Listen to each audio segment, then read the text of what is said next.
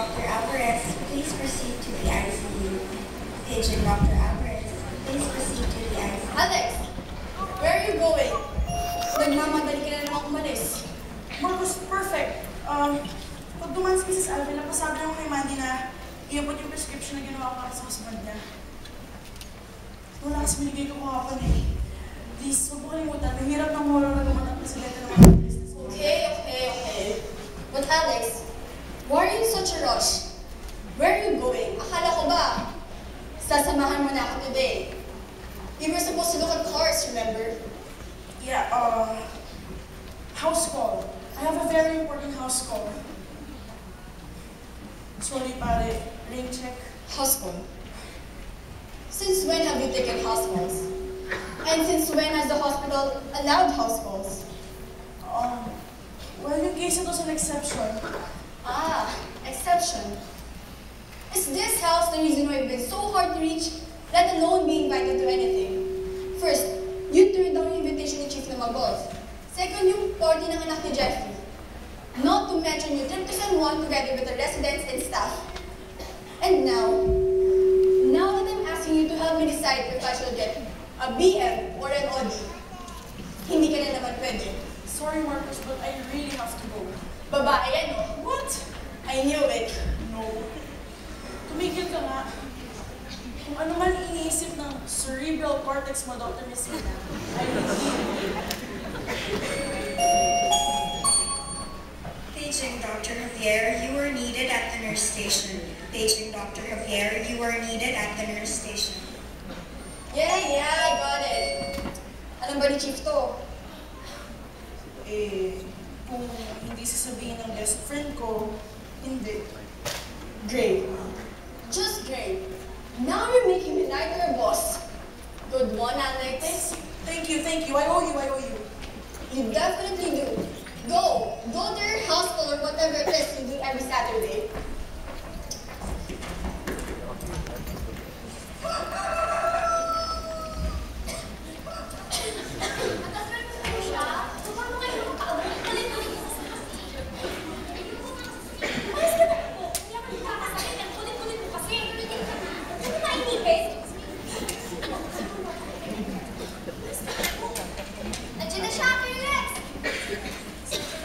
Medyo huli ako ngayon na may accident yung sa expressway.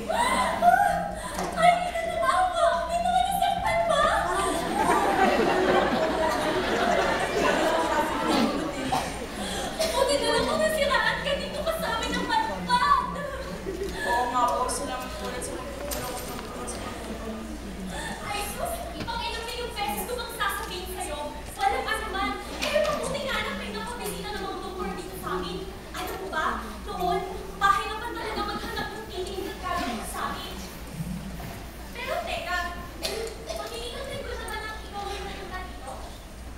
Halos imang buwan na po, Aling Cora. Buti na lang ka ako. Eh, di hindi mo kami nakilala kung hindi ka nasiraan, di ba? Di ba? Wala. Buti nga, nakalala ko kayo. Dok, sigurado ka ba? Eh ako, araw-araw ko sa yung mga makukulit na yan. At kung pwede na pakul kami, araw-araw ko nung dalaw. Sa kakakulit. Kulit lang! Kulit.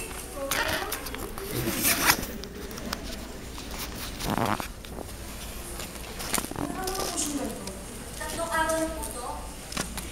Dok, bigyan ko na siya ng fentanyl na nag-skill. Hindi na mo ba? Eh, ang sabi ko po kasi, isang beses lang natin sa isang araw. Bakit ho? Baka po kasi bukas agad yung binigay ng gamot. Aling Cora, huwag po yun ang alahanin niyo. Gina, isang break na para sa inyo. Tatlong beses po talaga siya kailangan mo. At dahil mataas-taas po ang lagnat niya, ito po, para sa inyo. Meron to! Ito lang po talaga ang maibibigay ko.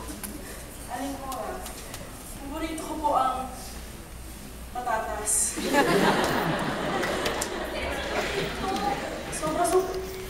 Sobra pa po ito para sa akin. Sobra? Andi! Why like that? Kaya ka! Salamat, kuya! Walang Sakit na pala.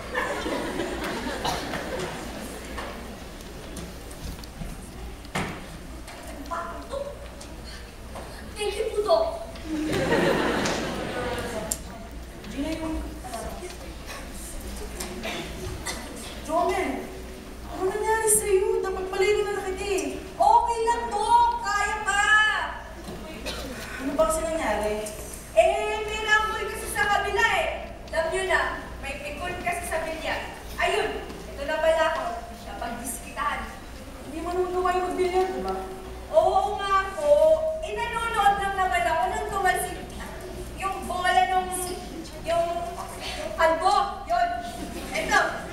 Magasan ko na po kagabi. Pero ayaw ko magdikit eh. Medyo malalim po yata ang sugat. Malalim mo. Nagbasag ko ng bote. Ay, naku po. Sige, Gina, mo kailangan kayo. Dok, wala naman ganyanan. Oo. Teka. Eh, akala ko ba matapang ka cross-stitch ko yan? Ikaw kaya tahingin ko.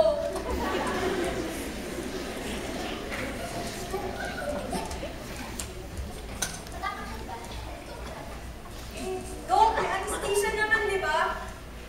Matapang ka, di ba? Sige, magkamalikot ah. Magkamalikot. Malilit lang po sila mo. Dok!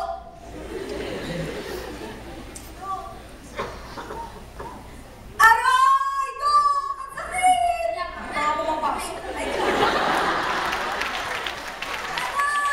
Dok! Dok! Aray! Aray! Aray!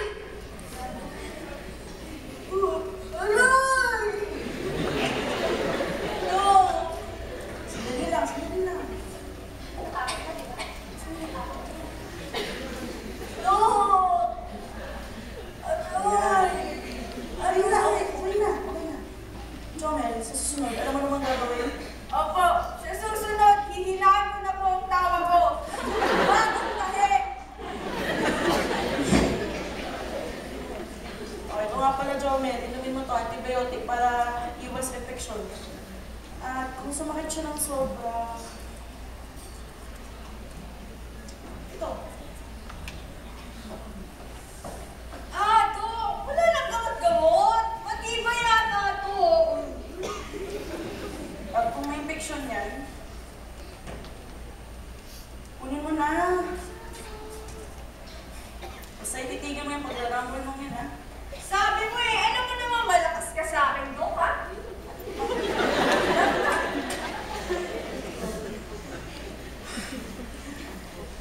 Ang ganda